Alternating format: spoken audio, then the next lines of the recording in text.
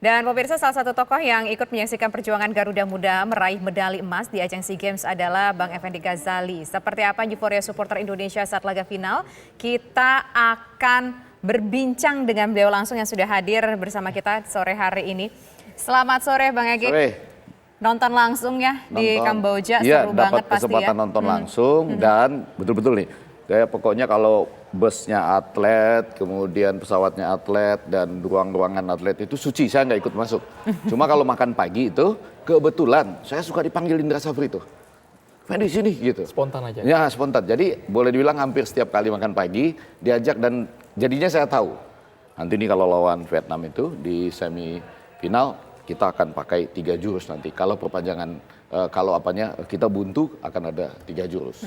Terus yang terakhir itu, kalau nanti ada perpanjangan waktu ya, jangan betul ya, kita lawan Thailand perpanjangan waktu, ada 7 jurus nanti katanya. Baik, tapi kemudian, kami ingin cerita seperti ini Bang Effendi Ghazali. Kita yang nonton dari TV saja luar biasa Bang. Euforianya luar biasa ketika injury time kita terkesan kena prank, tiba-tiba ada perpanjangan waktu. Anda yang nonton langsung dari lapangan hijau itu bagaimana Bang? Saya tanpa malu-malu ingin mengatakan, saya itu kena prank juga.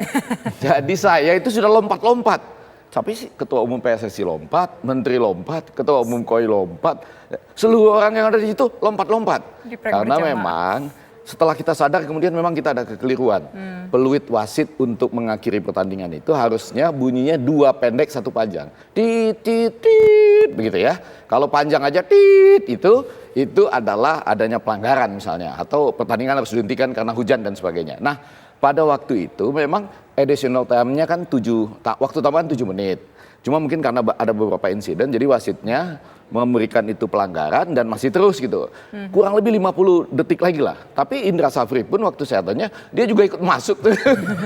Jadi semua kena prank. Nah disitulah kemudian ada semacam perasaan, waduh ini 2-1 kita sudah kena prank. Bagaimana selanjutnya gitu? Itu kok perasaannya kacau balau, waduh megang kepala, sedih. Waktu itu, terutama iya. ngelihat kondisi mungkin yang dirasakan oleh para pelatih, dan juga para pemain. Iya. Jadi pada waktu itu semuanya lemes sudah gini dan lain-lain dan begitu dimulai lagi harus kita akui ya, walaupun sebetulnya kalau saya lihat makan paginya ini adalah tim yang dipersiapkan dengan sungguh-sungguh. Ada catatan rekor medis, catatan kemudian kecerdasan intelektual, kecerdasan spiritual, didampingi psikologis, kemudian track record di klub dan lain-lain.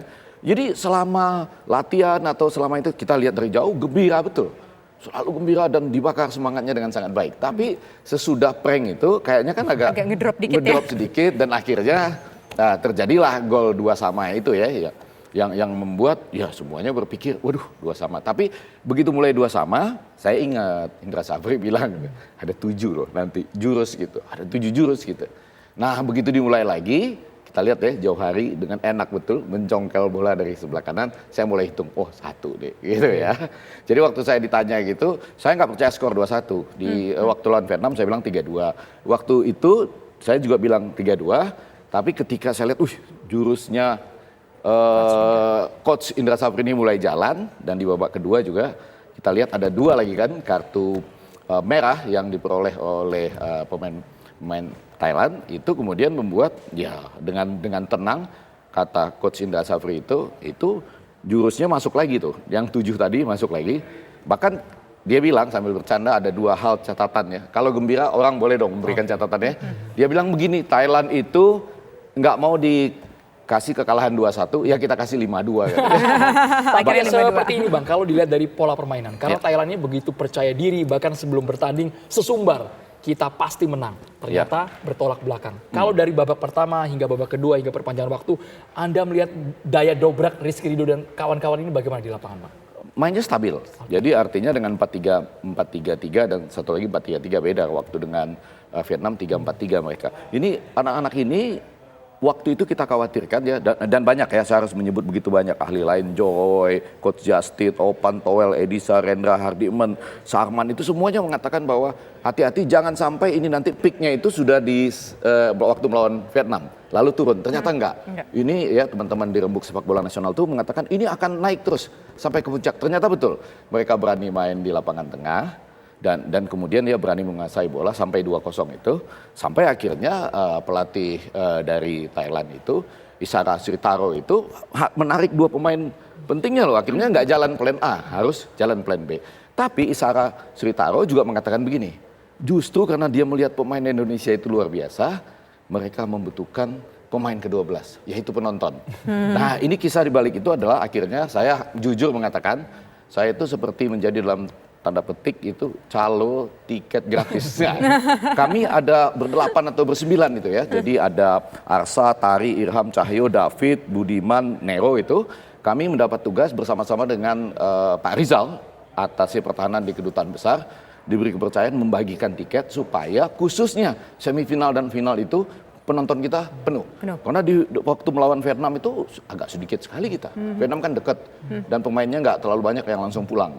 Maksudnya atlet-atletnya gitu. Nah waktu lawan Thailand kita usahakan lebih banyak lagi. Sehingga untuk psikologisnya ya? Iya, sehingga akhirnya itu tiket yang bisa terbagi dalam 2 hari itu sekitar 5.500 lebih tiket bisa terbagi. Nggak kebagian ya? Oh nanti ada, saya mau serius.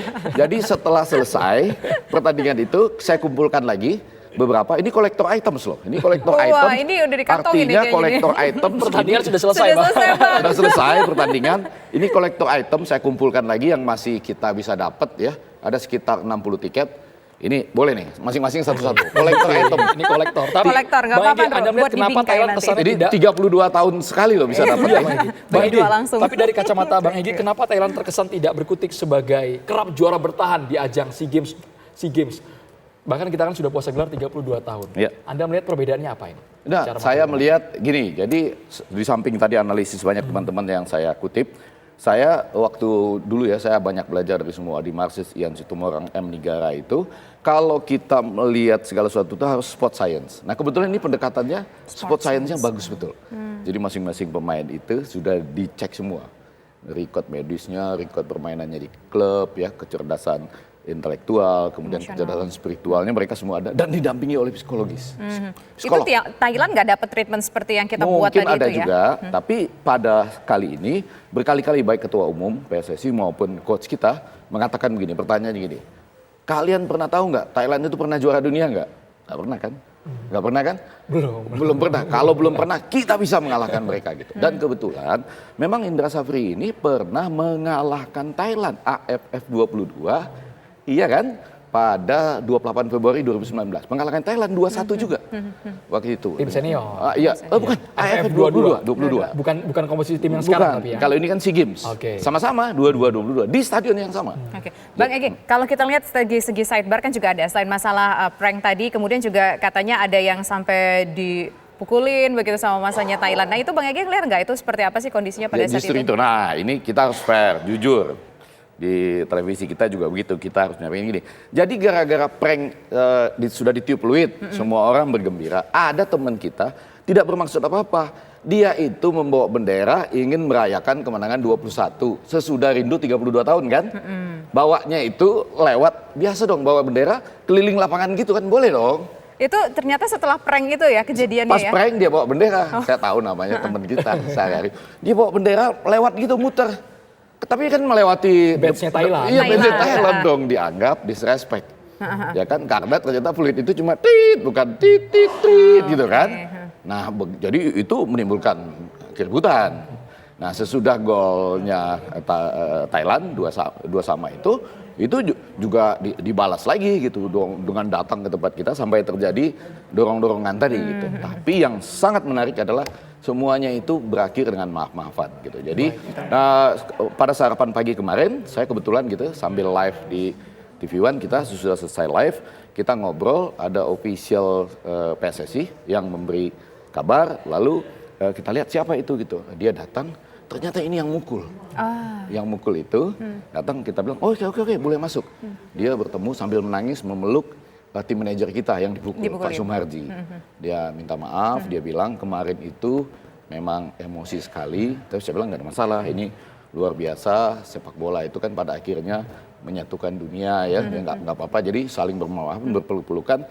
Saya dengar asosiasi sepak bola Thailand juga akan minta maaf, kemudian juga mereka memuji Rizky Ridho, kapten kita, yang sesudah pertandingan juga minta maaf kepada pelatih Thailand. Jadi ujungnya ini manis dan lebih daripada itu yang paling menarik Saya sampai di Bangkok, sebelum kembali ke Indonesia malam hari, saya tanya kepada fans Thailand di Bangkok, ya kan? Anda nonton bola? Saya uji dia. Dia bilang nonton. Saya uji, berapa hasil pertandingan? Dia bilang Indonesia 5, Thailand 2. Berarti benar-benar nonton kan? Bagaimana Indonesia? Ini untuk menjawab Anda tadi. Dia bilang Indonesia she's no good. Terus kita bilang Thailand gimana? Dia bilang gini, mohon maaf nih betul. Ada rekamannya. Sims Thai boxing katanya. jadi ini fans Thailand ini sendiri. main bola apa tawuran? Iya, Sims bola tim Thailand sendiri itu menyatakan bahwa permainan tadi kasar sekali, Bang. Iya, seperti itu ributnya. Tapi yang paling menarik nih, satu lagi nih.